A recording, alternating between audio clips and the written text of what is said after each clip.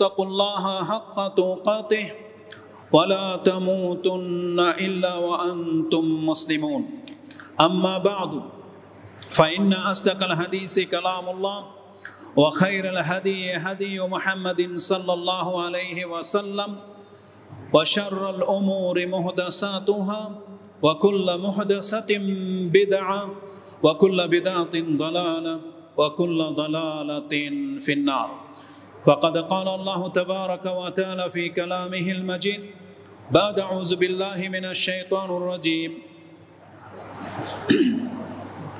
الذين يذكرون الله قياما وقعودا وعلى جنوبهم ويتفكرون في خلق السماوات والأرض ربنا ما خلقت هذا باطلا سبحانك فقنا عذاب النار وعن أبي هريرة قال قال رسول الله صلى الله عليه وسلم من اتجع مضجعا لم يذكر الله تعالى فيه إلا كان عليه ترة يوم القيامة رواه أبي داود في كتاب الأدب وقال هذا حديث صحيح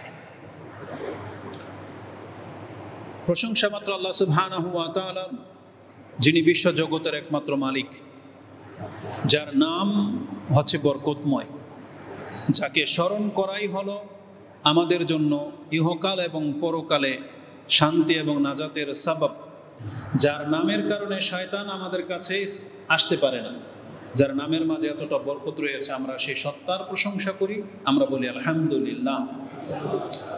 সালাতু ওয়া সালাম প্রিয় নবী মুহাম্মদুর রাসূলুল্লাহ সাল্লাল্লাহু আলাইহি ওয়াসাল্লামের প্রতি, যার মাধ্যমে আমরা আল্লাহ সুবহানাহু ওয়া তাআলার পরিচয় জানতে পেরেছি, যিনি নিজে সকাল সন্ধ্যায় আল্লাহ সুবহানাহু ওয়া তাআলার জিকিরে নিয়োজিত থাকতেন।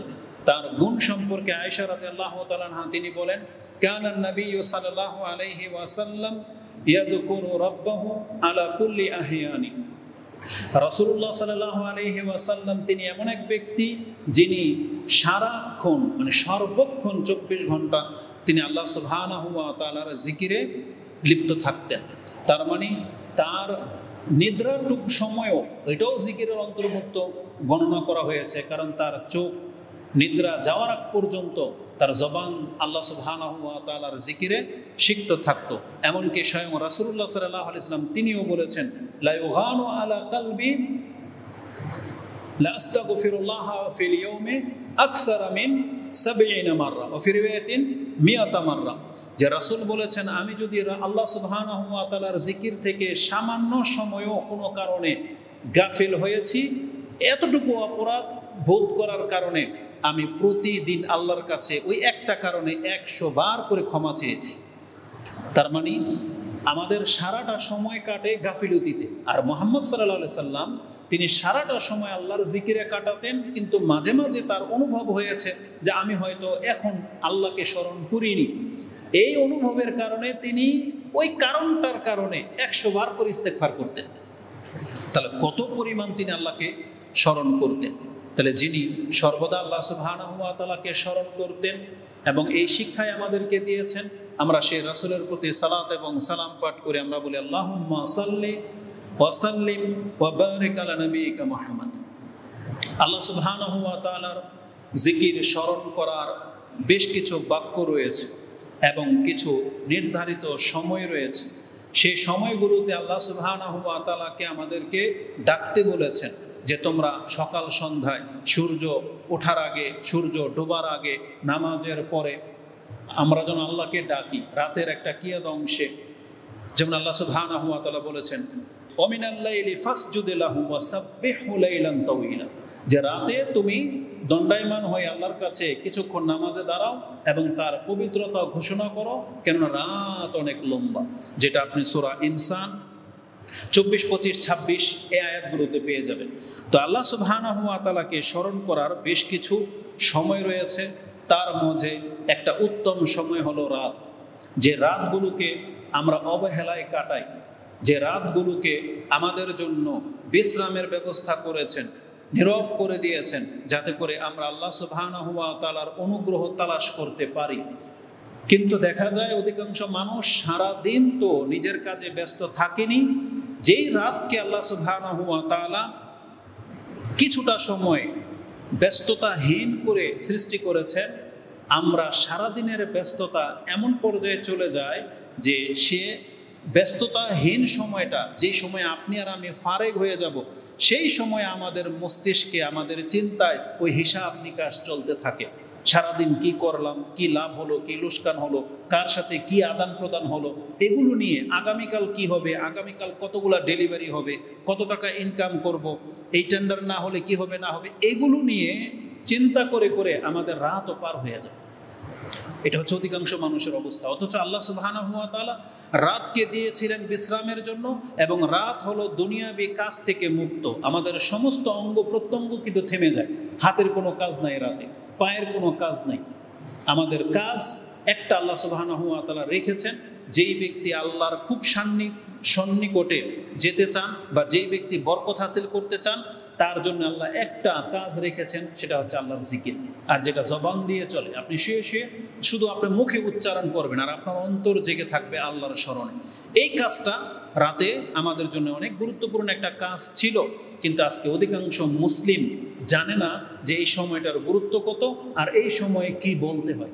গত পর্বে আমরা রাতের জিকিরের আলোচনা করতে গিয়ে এক পর্যায়ে পৌঁছেছি যে রাতেরও তিনটা ভাগ আছে। একটা ভাগ হলো সূর্য ডুবে যাওয়ার পর থেকে বিছানায় যাওয়া পর্যন্ত, আরেকটা ভাগ হলো বিছানায় শুয়ে ঘুম চলে আসা পর্যন্ত, আরেকটা ভাগ হলো শেষ রাত, ফজর পর্যন্ত। এই তিনটা ভাগ আছে রাতের। রাত শুরু হয় আসরের পর থেকে, যদি ওটাকে সহ ধরি তাহলে চারটা ভাগ। তার মানে আসর থেকে মাগরিব, সূর্য ডুবে যাওয়া পর্যন্ত এটা বলা হয় আজকারুল মাসা, মানে সন্ধ্যার জিকির, বিকালের জিকির যেটাকে বলে। আর এটাই গুরুত্বপূর্ণ। এটা করলে সারা রাত আপনি বহু অনিষ্ট থেকে বেঁচে যাবেন, শয়তানের প্ররোচনা থেকে, জিন জাদু থেকে, এবং বদনজর থেকে। যদি কেউ নিজেকে, নিজের পরিবারকে, সন্তানকে বাঁচাতে চান, তাহলে সন্ধ্যার জিকিরের বিকল্প কোনো পথ নাই, কোনো মেডিসিন নাই আপনাকে অনিষ্ট থেকে বাঁচাতে পারে, কিন্তু সকাল সন্ধ্যার জিকির আপনাকে সারাদিন সুরক্ষা রাখতে পারে। তাহলে সকাল সন্ধ্যার যে জিকির, এটা শুরু হয় আসরের পর থেকে মাগরিব পর্যন্ত। মাগরিব যখন হয়ে গেল, আপনি কন্টিনিউ করতে পারেন ঘুম না আসা পর্যন্ত। কিন্তু রাসূলুল্লাহ সাল্লাল্লাহু আলাইহি ওয়াসাল্লামের আমলগুলো আমরা কয়েক ভাগে পাচ্ছি। তার একটা হলো, যেমনটা বললাম, মাগরিব মানে সূর্য ডুবে গেলে আপনার জন্য করণীয় হলো আল্লাহ সুবহানাহু ওয়া তাআলার কালাম থেকে কিছু পাঠ করা। এমন স্পষ্ট হাদিস রয়েছে যে রাসূলুল্লাহ সাল্লাল্লাহু আলাইহি ওয়াসাল্লাম লা ইয়ানামু হাত্তা ইয়াকরা সূরাতা বনি ইসরাঈল ওয়া জুমার, যে রাসূলুল্লাহ সাল্লাল্লাহু আলাইহি ওয়াসাল্লাম রাতে ঘুমাতেন না বনি ইসরাঈল এবং সূরা জুমার, যেটা 17 নম্বর সূরা, এবং যেটা জুমার হচ্ছে 39 নম্বর সূরা। এই দুইটা সূরা পাঠ করা ব্যতীত রাসূল সাল্লাল্লাহু আলাইহি ওয়াসাল্লাম কখনো রাতে ঘুমাননি। এটাও তিরমিজিতে আছে। আরেকটা বর্ণনায় আছে লা ইয়ানামু হাত্তা ইয়াকরা আলিফ লাম মিম সাজদা ওয়া তানজিলুল কিতাব।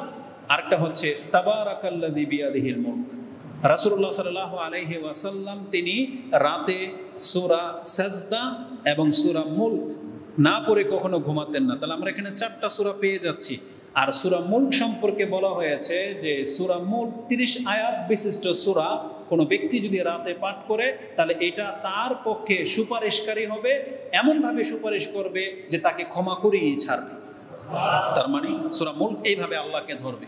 কিন্তু অনেককে বর্ণনা করতে শুনি যে কবরের কথা এখানে নাই, মানে পরকালে সূরা মুলক আপনার হয়ে আল্লাহর কাছে সুপারিশ করবে যারা সূরা মুলক প্রতিনিয়ত আমল করেছেন। মানে আপনাকে সূরা মুলকের সঙ্গী হয়ে যেতে হবে। আর সঙ্গী সবসময় সাথে সাথে থাকে। যেমন আজকে আপনি মোবাইলটাকে যেভাবে সাহেবুল জাওয়াল, আপনি মানে মোবাইলওয়ালা, ঠিক আপনাকে এরকম সূরা মুলকওয়ালা হয়ে যেতে হবে। মানে আপনার সাথে সাথে সূরা মুলক প্রতি রাত্রে থাকবে, আপনার সাথে সাথে সূরা বাকারার শেষ 2টা আয়াত থাকবে, আপনার সাথে সাথে আয়াতুল কুরসি থাকবে। এটা হচ্ছে আমাদের রাতের আমল। তো এই পর্বটা আমরা গত পর্বে আলোচনা করে ফেলেছি যে আপনি সূরা বাকারার শেষ 2টা আয়াত, কারণ রাসূল বলেছেন যেই ব্যক্তি রাতে সূরা বাকারার শেষ 2টা আয়াত পড়ে ফাকাফাতা সে তার জন্য যথেষ্ট করে নিল। তার মানে প্রত্যেকটা মুসলিমের উচিত রাত হলেই সূরা বাকারার শেষ 2টা আয়াত পড়া, সূরা বনি ইসরাইল পড়া, সূরা সাজদা পড়া, সূরা জুমার পড়া এবং সূরা মুলক পড়া। এটা হচ্ছে ঘুমানোর আগে, এটাকে রাতের আজকার বলা হয়েছে, এটা ঘুমানোর দোয়া না। এটার চ্যাপ্টার যখন শেষ হয়ে যাবে তখন বিছানায় যখন আসবেন তখন আরেকটা পর্ব শুরু হয়। এটা হচ্ছে আজকের আমাদের বক্তব্যের বিষয়, জিকির। এটা অত্যন্ত গুরুত্বপূর্ণ।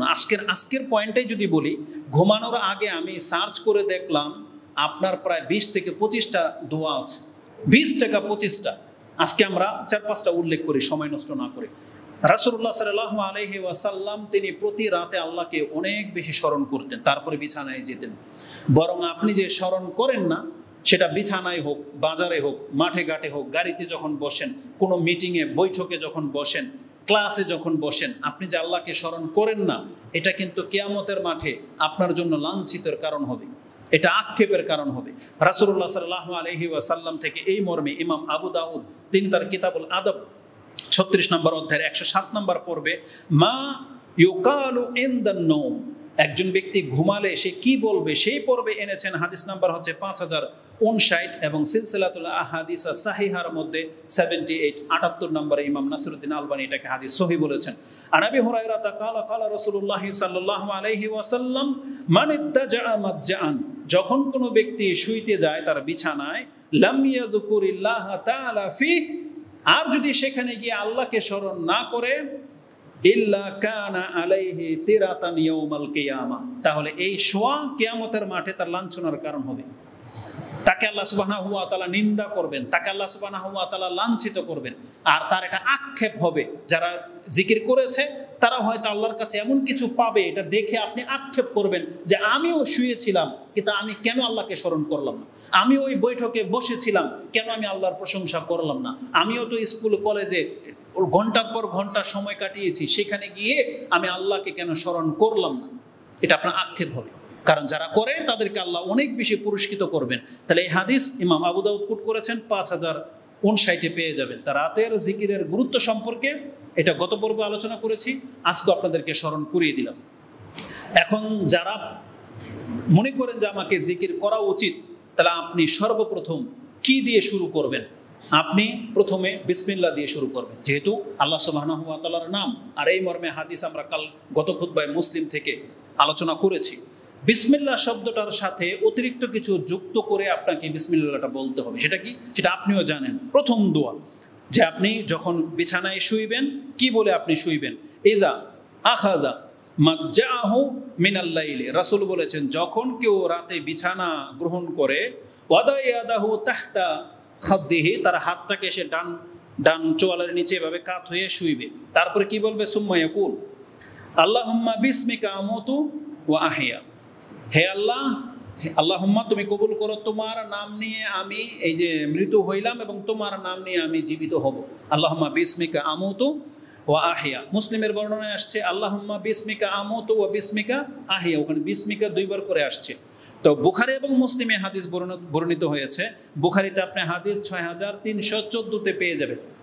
আজকে এখানে মুখস্থ করার সময় না, আমি শুধু খালি নাম্বারগুলো বলে দিয়ে আপনারা পরে মুখস্থ করে নেবেন।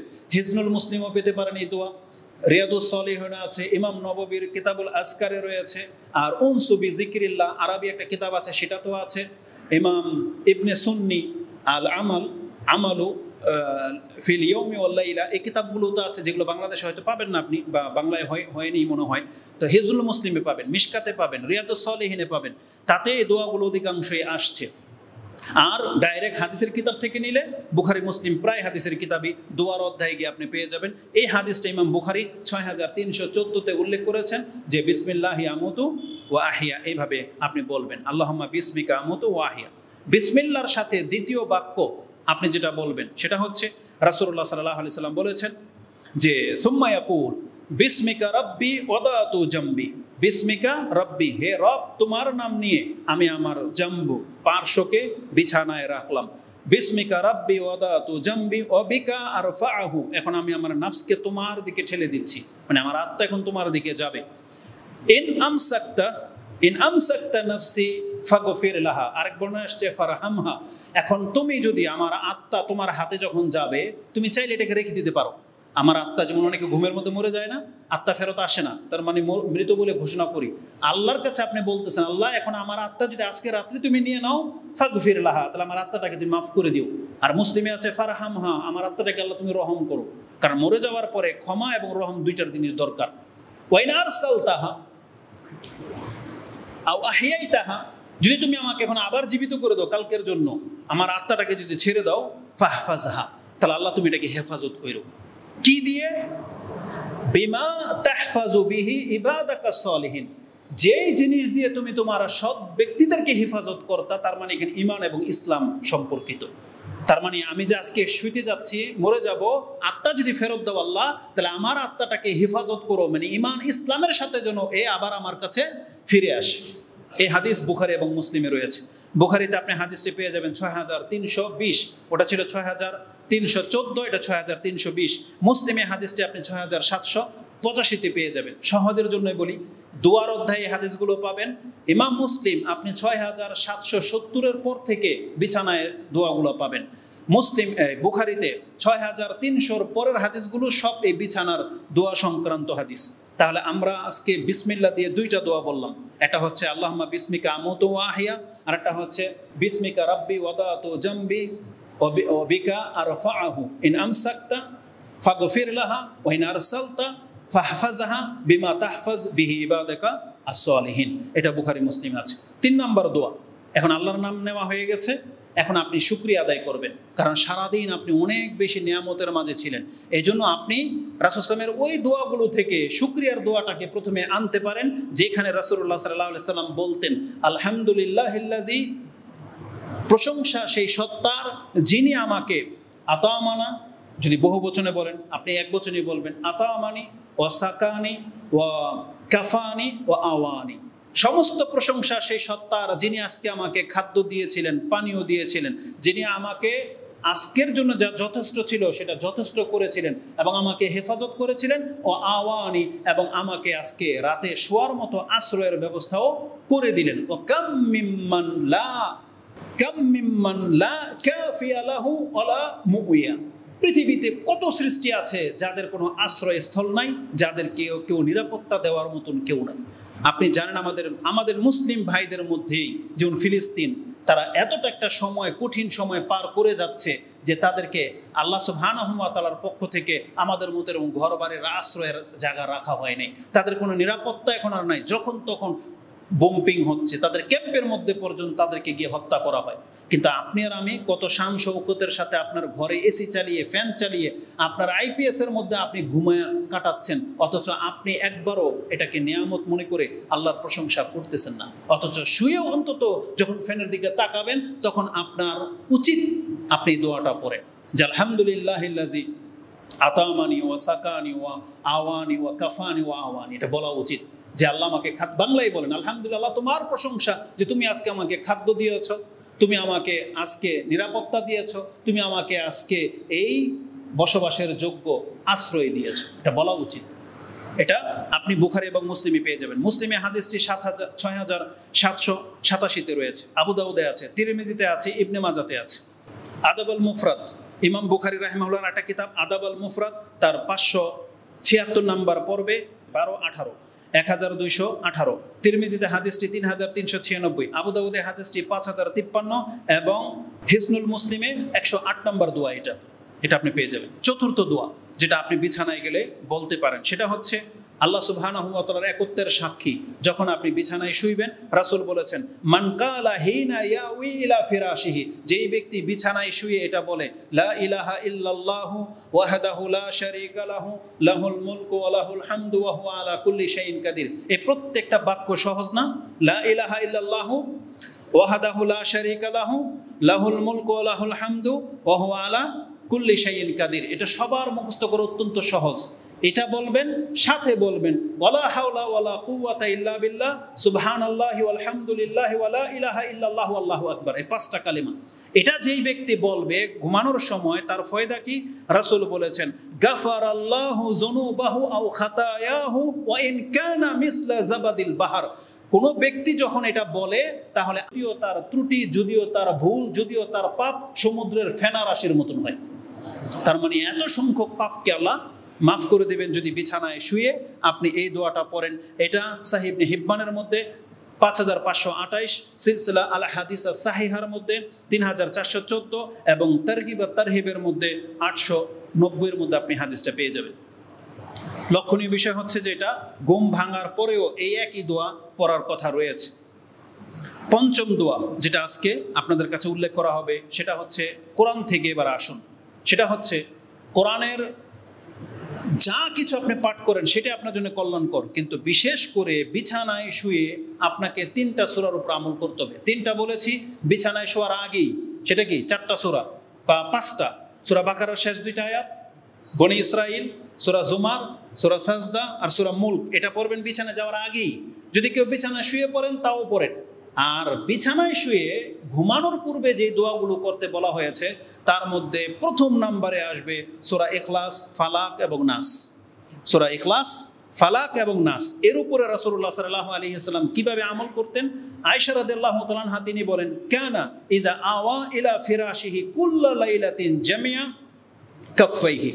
রাসূলুল্লাহ সাল্লাল্লাহু আলাইহি ওয়াসাল্লাম এটা প্রত্যেক রাতের আমল। তিনি যখনই বিছানায় আসতেন তার 2 হাতকে এভাবে একসাথে নিয়ে আসতেন, জামিয়া কাফাইহি সুম্মা নাফাসা ফিহি, এভাবে থুতুর সাথে, ফুনা এভাবে থুতুর সাথে, নাফাসা ফিহিমা ফাকারা ফিহিমা, এবং এই 2 হাতকে একত্র করে আপনি 2 হাতের মধ্যে 3টা সূরা পাঠ করবেন। একটা বর্ণনায় আসছে মৌইজাত, এই শব্দগুলো ফলো রাখবেন। হাদিসের শব্দ আছে মৌইজাতাইনে, আরেকটা শব্দ হচ্ছে মৌইজাত, তার মানে আশ্রয় চাওয়ার 3টা সূরা, বহু বচনে আসছে মৌইজাত। আর আশ্রয় চাওয়ার 3টা সূরা হচ্ছে সূরা ইখলাস, সূরা ফালাক এবং সূরা নাস। যদিও ইখলাসের মধ্যে আশ্রয়ের শব্দ নেই, আউযু শব্দটা নাই, কিন্তু সূরা ইখলাসের ক্ষমতা এমন, যখন এইটা কেউ জারফুকের জন্য ব্যবহার করে, এটা আল্লাহর একত্বের কারণে যে কোনো ধরনের জারফুকের জন্য সূরা ইখলাস প্রযোজ্য। জিন জাতির জাদু, বদনজরের জাদু, তারপরে হচ্ছে জাদুগ্রস্তের জাদু, বিষাক্ত কোনো কিছু, যে কোনো জারফুকে আপনার সূরা ইখলাস প্রযোজ্য। রাসূলুল্লাহ সাল্লাল্লাহু আলাইহি সাল্লাম এটা আমল করতেন। তাই আয়েশা রাদিয়াল্লাহু তাআলা আনহা তিনি বলতেন যে তিনি তার 2 হাতকে এইভাবে করে ফাকারা ফিহিমা, এই 2 হাতের উপরে তিনি পড়তেন কুল হুয়াল্লাহু আহাদ, কুল আউযু বিরাব্বিল ফালাক ও কুল আউযু বিরাব্বিন নাস, সুম্মা ইয়ামসাহু বিহিমা মাস্তাতা মিন জাসাদিহি ওয়া ইয়াবদাউ বিহিমা আলা রাসিহি ওয়া ওয়াজহিহি। রাসূলুল্লাহ সাল্লাল্লাহু আলাইহি সাল্লাম এখানে থুতু দিতেন, তারপরে শুরু করতেন মাথা থেকে চেহারার উপর থেকে এসে হাত যতদূর পর্যন্ত যাবে, পেছনে দরকার নেই, সামনে যতদূর পর্যন্ত হাত যাবে মাসাহা করতেন। ওমা আকবালা মিন জাসাদিহি, তার সামনের বডির যতদূর পর্যন্ত হাত যায়, এইভাবে রাসূল সাল্লাল্লাহু আলাইহি ওয়াসাল্লাম কয়বার করতেন? ইয়াফআলু যালিকা সালাসা মাররাতিন, তিনি 3বার করতেন। তার মানে সূরা ইখলাস, ফালাক, নাস একবার পরে থুতু দিবেন, একবার হইল, আবার করবেন 2বার, এভাবে 3বার তিনি করতেন। এটি ইমাম বুখারী রাহিমাহুল্লাহ কোট করেছেন, যেটা আপনি 5017-তে পেয়ে যাবেন। তিরমিজিতে হাদিস 3402, আবু দাউদে হাদিসটি 5056-তে রয়েছে। এটার গুরুত্ব এত, আয়েশা রাদিয়াল্লাহু তাআলা আনহা তিনি বলেন, কানা ইজাশতাকা নাফাসা, তিনি যখন অসুস্থ হতেন তখনও তিনি এই 3টা সূরা পড়ে এইভাবে তার দেহের উপরে মাসাহা করতেন। এমনকি বলা হয়েছে তার পরিবারের কেউ যদি অসুস্থ হতো, কানা ইয়ানফুসু আলা নাফসিহি ফিল মারাদি আল্লাযী মাতা ফি, এমনকি তার মৃত্যু যেই অসুস্থতার কারণে হয়েছে সেই দিনও রাসূলুল্লাহ সাল্লাল্লাহু আলাইহি সাল্লাম এই আমলটা করেছেন। এবং ইজা মারিদা আহাদুম মিন আহলিহি, তার পরিবারের কেউ যদি অসুস্থ হয়ে যেত, নাফাসা আলাইহি বিল মাউইজাতি, রাসূল সাল্লাল্লাহু আলাইহি 3টা সূরা পড়ে নিজে তার গায়ে মাসাহা করে দিতেন। যে তার পরিবারে কে ছিল? তার সন্তানরা ছিল, হয়তো এটা তাদের বিয়ে হয়ে যাওয়ার আগে, আর না হয় রাসূল সাল্লাল্লাহু আলাইহি ওয়াসাল্লামের পরিবারে শুধু তিনি আর তার স্ত্রী ছিলেন, আর কেউ ছিলেন না। কারণ মেয়েদের বিয়ে হয়ে গেছে, ফাতেমা রাদিয়াল্লাহু তাআলা আলীর ঘরে, অন্যান্য মেয়েরা অন্যান্যদের ঘরে, তিনি শুধু, যেমন আয়েশা রাদিয়াল্লাহু তাআলা আনহা রাসূল সাল্লাল্লাহু আলাইহি ওয়াসাল্লাম, হাফসা রাদিয়াল্লাহু তাআলা আনহা রাসূল সাল্লাল্লাহু আলাইহি ওয়াসাল্লাম, উম্মে সালামা রাসূল সাল্লাল্লাহু আলাইহি ওয়াসাল্লাম, তার পরিবারের বলতে তারাই বোঝায়। আর এখান থেকে যেটা বোঝা যায়, যদি কেউ দলিল গ্রহণ করে যে রাসূল সাল্লাল্লাহু আলাইহি ওয়াসাল্লাম যে তার পরিবারের অন্যদেরকে হাত মাসাহা করতো, আপনি সেটা আপনার স্ত্রী ছাড়া আর কাউকে করেন না, আপনার ছেলেকে করেন, কিন্তু মেয়ের গায়ে আপনি হাত বুলাতে পারবেন না, ওটা মা করবে, আর আপনি ছেলেদের গায়ে পারবেন, আর স্বামী স্ত্রী একে অপরকে পারবেন। এই জারফুকের বিজনেস শুরু করে দিয়ে আপনি মহিলার গায়ে আবার হাত মাইখেন না, কিন্তু যেটা অধিকাংশ ভণ্ডারা এই জাদুটোনার ভিত্তিতে করে, এখান থেকে বেঁচে থাকেন। তো রাসূলুল্লাহ সাল্লাল্লাহু আলাইহি সাল্লাম তিনি এইভাবে তার হাত মাসাহা করতেন। এখানে আরেকটা নুকতা বলে দিই, আমরা বেশ কিছু ভাইদেরকে দেখেছি তারা নামাজের পরে 5 ওয়াক্ত নামাজের পরে ঠিক কি যেন পরে এইভাবে ফু দিয়ে এভাবে মাসাহা করেন। এটা আপনার ভুল আমল। এই আমলটা শুধুমাত্র এক জায়গায় খাস, সেটা কখন? বিছানায়। বিছানায় ছাড়া অন্য কোনো দোয়ার সময় হাতের সাথে দেহের কোনো সম্পর্ক নেই। মানে হাত তুলে দোয়া করলেন, কিছু পড়লেন, এটা আবার দেহে মাখতে হবে, এটা শুধুমাত্র বিছানায়। বিছানা ছাড়া অন্য কোনো দোয়া অন্য কোনো সময় এটা প্রযোজ্য না। এটা গুরুত্ব এত, আয়েশা রাদিয়াল্লাহু তাআলা আনহা তিনি বলেন রাসূলুল্লাহ সাল্লাল্লাহু আলাইহি সাল্লাম যেই অসুস্থতায় ইন্তেকাল করেছেন, যখন তিনি আর মুখে কিরাত পড়তে পারতেছিলেন না, আয়েশা রাদিয়াল্লাহু তাআলা আনহা তিনি বলেন তখন আমি এই 3টা সূরা পড়ে রাসূল ইসলামের হাতের মধ্যে থুতু দিছি। মানে আয়েশা রাদিয়াল্লাহু তাআলার হাতে না, থুতু দিয়েছেন রাসূল ইসলামের হাতে, এবং তার হাতটাকে ধরে তার গায়ে মাসা করে দিলেন। কেন? আয়েশা রাদিয়াল্লাহু তাআলা বলেন লিবারাকাতিহা, কারণ আমার হাতের চাইতে রাসূল ইসলামের হাতের বরকত বেশি। মানে তার বরকতের জন্য তার দেহে তার হাতটাকেই মাসা করে দিতাম। কেন? যেহেতু রাসূল নিজে এমন পর্যায়ে চলে গেছেন যে সূরা ফালাক, নাস, ইখলাস তিনি পাঠ করতে পারতেছেন না। রাসূল সাল্লাল্লাহু আলাইহি ওয়াসাল্লাম এমন পর্যায়ে অসুস্থ হয়ে গিয়েছিলেন, মৃত্যুর পূর্ব মুহূর্তে অজ্ঞান হয়ে যাচ্ছেন। সেই রাত পর্যন্ত আয়েশা রাদিয়াল্লাহু তাআলা আনহা তাকে এই আমলটা করে দিয়েছেন। কেন? কারণ এটা এমন একটা আমল যেটা রাসূল সাল্লাল্লাহু আলাইহি ওয়াসাল্লাম জীবনে কোনোদিন ছাড়েন নাই। অথচ আমাদের প্রত্যেক রাত 30-40 বছর পার হয়ে চলে গেছে, আমরা হয়তো কোনো এক রাত্র করিনি না। এটা এত উদাসীন হইলে চলবে না, আমাদেরকে এই সূরা ইখলাস, ফালাক, নাসের সাথে যুক্ত থাকতে হবে। এটা হচ্ছে আমাদের মুক্তির সাবাব। আল্লাহ দিয়েছেন আপনাকে এই সাপোর্ট। আল্লাহ শয়তান সৃষ্টি করেছেন, তেমনি আল্লাহ কোরআন নাজিল করেছেন। আল্লাহ শয়তানকে ক্ষমতা দিয়েছেন আপনার মধ্যে ঢোকার, আল্লাহ কোরআনের মধ্যে সেই ক্ষমতা রেখেছেন শয়তানকে বাধা দেওয়ার। সাধারণত আল্লাহর নাম বিসমিল্লাহ, এটার মধ্যে এত ক্ষমতা যে শয়তান আপনার লজ্জাস্থান দেখতে পায় না। যারা বাথরুমে ঢুকেন বিসমিল্লাহ বলে ঢুকলে শয়তান আপনার লজ্জাস্থান দেখতে পাবে না, আর আড়াল হয়ে যায়, পর্দা পড়ে যায়। ওখানে আল্লাহ ভিন্ন রকমের একটা ক্ষমতা সৃষ্টি করে রেখেছেন, জিন দেখতে পায় না। তার মানে আপনি যদি সকাল বিকাল সূরা ইখলাস, ফালাক, নাস পড়েন, ঘুমানোর সময় পড়েন, তাহলে আপনাকে জাদু করে কিভাবে? রাসূলুল্লাহ সাল্লাল্লাহু আলাইহি সাল্লামকে জাদু করা হয়েছিল এই সূরা নাজিল হওয়ার আগে, কিন্তু কোনো ব্যক্তি প্রমাণ করে দেখান তো দেখি যে এই সূরা নাজিল হয়ে যাওয়ার পরে রাসূল সাল্লাল্লাহু আলাইহি সাল্লামকে দ্বিতীয়বার কেউ জাদু করতে পেরেছে কিনা? তার মানে এই 2টা সূরা, সূরা ফালাক এবং নাস, আপনাকে, আপনার স্ত্রীকে, আপনার সন্তানকে, আপনার ঘরকে প্রোটেক্ট করে দিতে পারে। এটা এমন পাওয়ারফুল 2টা সূরা, অথচ আমরা এইটার উপরে আমল করি না। আমরা প্রয়োজনে 3000, 5000, 10,000 দিয়ে ওজার কাছে গিয়ে ওই ঝাড়ফুঁক নেই, পানি পড়ার জন্য তাবিজ লাগিয়ে দিয়ে বসে থাকে, হাজার হাজার টাকার তাবিজ, কিন্তু একবারে সস্তা, কম দামে, টাকাই লাগে না, শুধু মুখস্থ করবেন আল্লাহর কালাম। প্রত্যেকটা ওয়ার্ড পড়লে এক একটা অক্ষরে 10 নেকি, আল্লাহর কালাম পড়ার নেকি, এবং আপনি প্রোটেক্ট পেয়ে যাচ্ছেন। অথচ এই তাবিজওয়ালা জাতি কোরআন থেকে শিক্ষা নিতে চায় না, কোরআনের উপর আমল করতে চায় না, তারা ওই মুশরিকের মতোই জীবনযাপন করতে চায়। একটা মুসলিমকে তো আল্লাহ সুবহানাহু ওয়া তাআলা কালির ভরসায় ছেড়ে দেয় নাই পৃথিবীতে। আল্লাহ সুবহানাহু ওয়া তাআলা বলেন আমরা আমার ভরসা করে চলো। কোনো কালি, তাগা, বালার জন্য তো কোনো মুসলিমকে আল্লাহ সুবহানাহু ওয়া তাআলা ছেড়ে দেয় নাই। তাহলে কোরআন নাজিল হয়েছে কেন? কিন্তু আজকে অধিকাংশ মুসলিম এই কোরআনের উপরে আমল করেন না, চলে যান এই ঝাড়ফুঁক ওজার দিকে। আর প্রায় মানুষের ফোন আসে আমাদের এই জিনে ধরা রোগী, সংসারে অশান্তি, স্বামী এটা হয়েছে তো ওইটা হয়েছে, স্ত্রী এটা হয়েছে তো ওইটা হয়েছে। কেন? আপনাদের ঘরে কেন এত প্রবলেম? অথচ কোরআনের উপর আমল নাই। এই জন্য আপনার ঘরে অবশ্যই আপনার ফায়দার জন্য, আর নেকির জন্য যদি আপনি নাও পড়েন, আপনার সেন্স ওই পর্যন্ত যায় না। কিন্তু মানুষ তো স্বার্থপরও হয় না, যে আমি আমার ভালোটা চাই। তাহলে আপনার ঘরে আপনি সূরা বাকারা পড়েন না কেন? আপনার ঘরে আপনি আয়াতুল কুরসি পড়েন না কেন? এটা মুখস্থ করতেও কি আপনার ওই মাদ্রাসায় গিয়ে ভর্তি হতে হবে? এটা তো আপনি মোবাইল দেখেও শুনে আপনি মুখস্থ করে নিতে পারেন। এই জন্য আজকের এই খুতবার পর থেকে প্রত্যেকটা মুসলিম ভাই আপনাকে এটা নিতে হবে। এটার জন্য মাদ্রাসায় পড়া জরুরি না, আপনি ঘরে এটা আমল করবেন, সন্তানদেরকে শিখাবেন। এটা প্রথম ওজিফা আপনার থাকতে হবে। স্ত্রীদেরকে বলবেন মুখস্থ করতে এবং আমল করতে। যতদিন পর্যন্ত বাচ্চা মুখস্থ না হচ্ছে, ওদেরকে আপনি নিজের হাতে ওর গা মাসাহা করে দিবেন। আল্লাহ আমাদেরকে আমল করার তৌফিক দান করুন। এটা এতটা গুরুত্বপূর্ণ। উকবা ইবনে আমেরকে রাসূল সাল্লাল্লাহু আলাইহি ওয়াসাল্লাম বলেছেন, ইয়া উকবা ইবনে আমের ফাকরা বিহিমা কুল্লামা নিমতা ওয়া কুল্লামা কুমতা। মানে সূরা ফালাক এবং নাস, রাসূল সাল্লাল্লাহু আলাইহি ওয়াসাল্লাম বলতেছেন, উকবা তুমি যখনই ঘুমাইবা, যখনই নামাজ পড়বা, এই 2টা সূরা পড়বা। তার মানে কি? এতটা গুরুত্বের সাথে রাসূলুল্লাহ সাল্লাল্লাহু আলাইহি ওয়াসাল্লাম আমাদেরকে আদেশ করেছেন। এটা আপনি মুস্তানাফ ইবনে আবি শাইবা 3688 এবং মুসনাদে আহমদ 17296 পেয়ে যাবেন। পঞ্চমটা বলেছি। ষষ্ঠ হচ্ছে আয়াতুল কুরসি, এবং সহজগুলো বলে দিই যেটা আপনারা জানেন। আয়াতুল কুরসি যদি আপনি বিছানায় শুয়ে পড়েন তাহলে এর ফায়দা কি? আপনারা সেই হাদিস জানেন যে শয়তান নিজে এসে আবু হুরায়রাকে এটা শিক্ষা দিয়েছিলেন। এই হাদিস আপনি বুখারী মুসলিমের কিতাবে পেয়ে যাবেন। বুখারীতে 3 জায়গায় আছে, 5010 নম্বর হাদিস, 2311 নম্বর হাদিস, 3275 নম্বর হাদিস। 3 বার ইমাম বুখারী রিপিট করেছেন এই হাদিসটাকে, যে যদিও শিক্ষাটা দিয়েছিল শয়তান, কিন্তু এটা সার্টিফাই করেছে রাসূলুল্লাহ সাল্লাল্লাহু আলাইহি ওয়াসাল্লাম। তখন এটার এখন শয়তানের কথা না, কারণ যেহেতু রাসূল যদি ইগনোর করে দিত তাহলে বাদ হয়ে যেত। রাসূল নিজে যেহেতু বলেছে, সত্যায়ন করেছে, তার মানে এটা এখন হাদিস। এটাই কথার দলিল দেওয়ার কোনো আপনার ক্ষমতাই নাই যে এটা শয়তান আমাদেরকে শিখাইছে। শয়তান তথ্যটা দিয়েছিল, কিন্তু সত্য না মিথ্যা সার্টিফাই কে করেছে?